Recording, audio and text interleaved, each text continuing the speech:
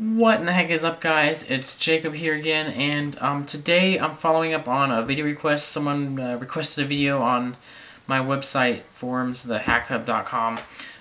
It was requested by Anton, and Anton asks, well, I'm not going to read it specifically, but basically he's talking about making like a file uploading and downloading site or whatever.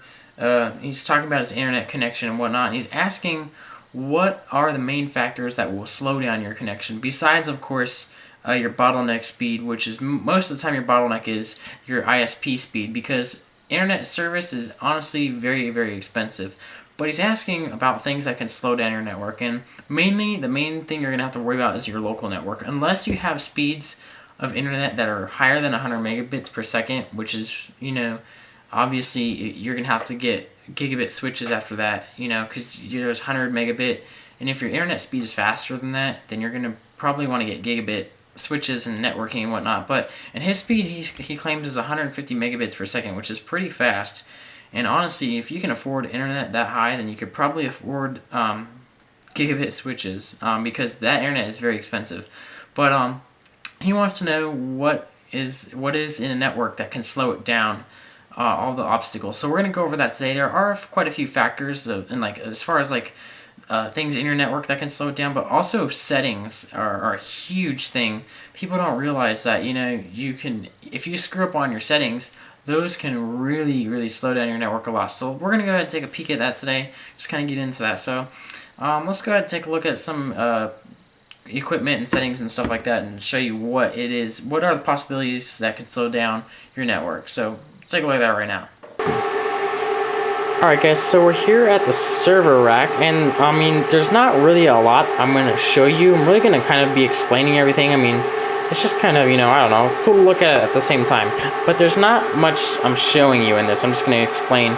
So, you'll notice that I have fiber optics in my network. A lot of home networks, you're not going to find this.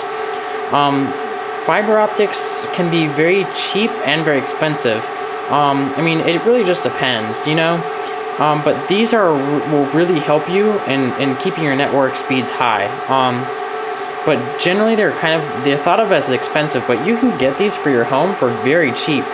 These transition networks, these ones that I'm using, you can buy these on eBay, and they help out a lot in keeping your speeds high. I mean, I can shoot Ethernet cables across, blocks of streets, I mean, way further than I ever need to go.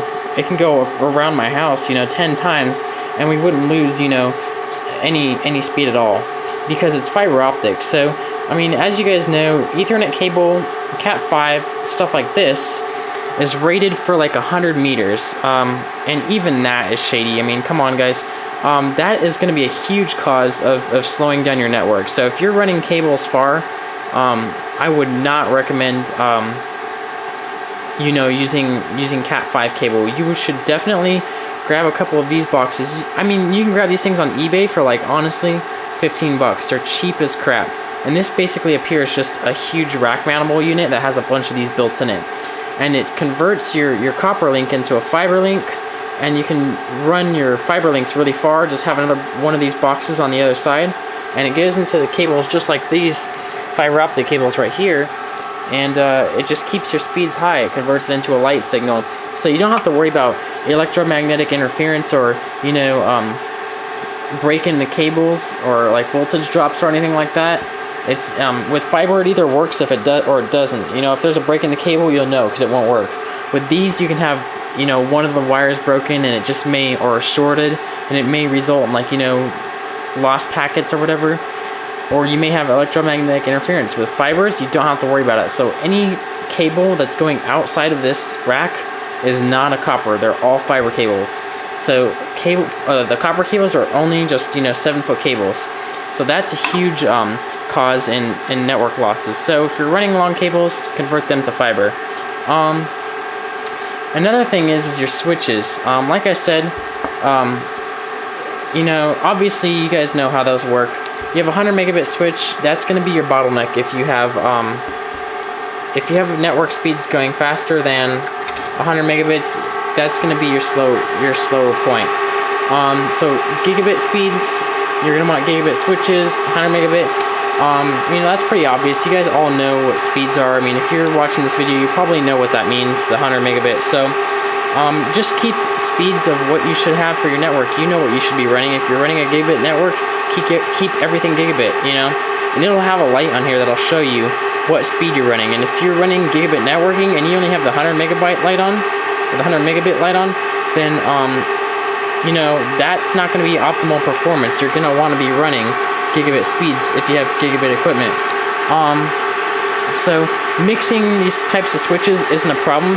Just know that, once you get to the slower switch, that's going to be your new speed. You're not going to carry gigabit speeds through this switch no matter what. One huge thing that will always slow down your network, and it'll probably crash your whole network, to be honest with you, is looping your networks together. So,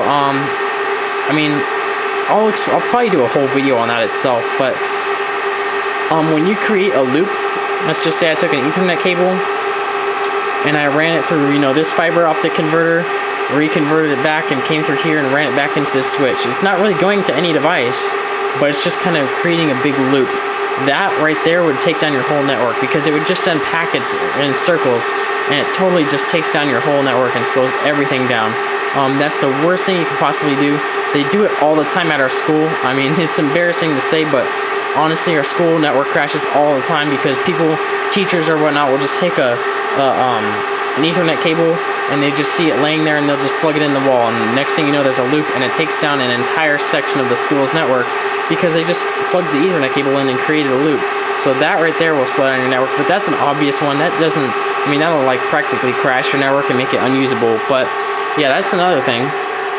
So let me go ahead and put this little converter back up there. Anyways, another thing is on your main modem.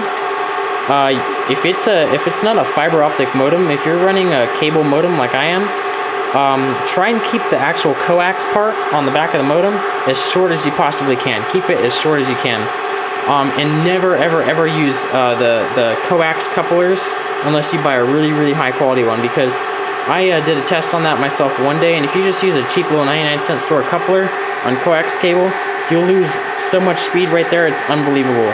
And that's a really big speed loss between your internet connection and your network. Try to use the original coax cable that your provider installs. If you need to extend it, use the best of the best quality cable and the best connectors, because those will result in huge losses in your coax if you use crappy connectors. So coax cable, always try and keep that as short as possible.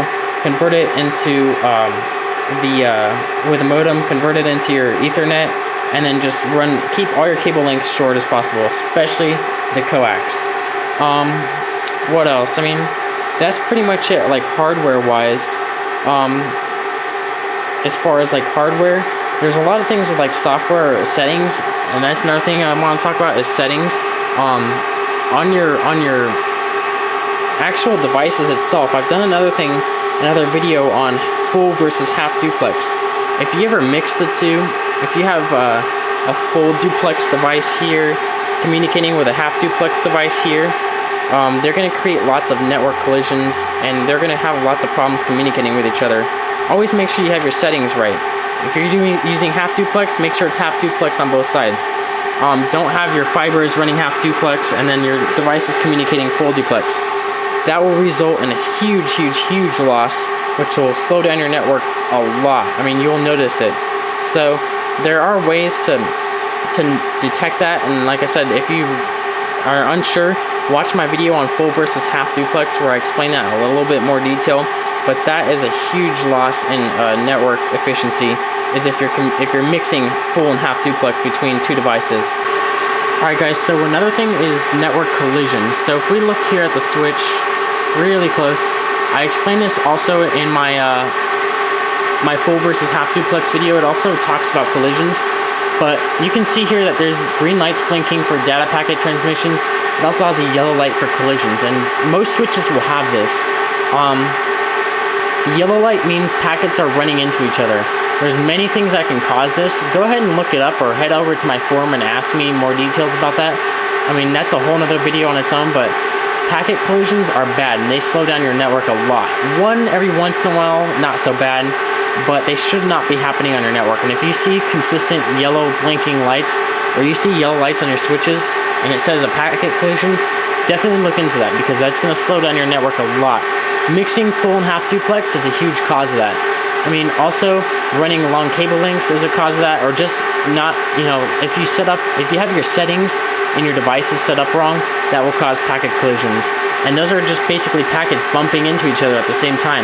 And they have to resend those packets over another length of time, and that just takes so much time and slows down your network a lot that it's just, it's gonna slow down your whole network by a ton. So always look for yellow packet collisions and make sure that those aren't happening. One other thing is data corruption, like packet corruptions. That can happen again from just overlength on your cables, or a break inside your cable, or a bad connection or something like that. That obviously will cause packet corruptions, and they'll have to resend those packets, or your files can become corrupted, or whatever it is that you're sending won't make it. So always make sure that you're using good quality cable.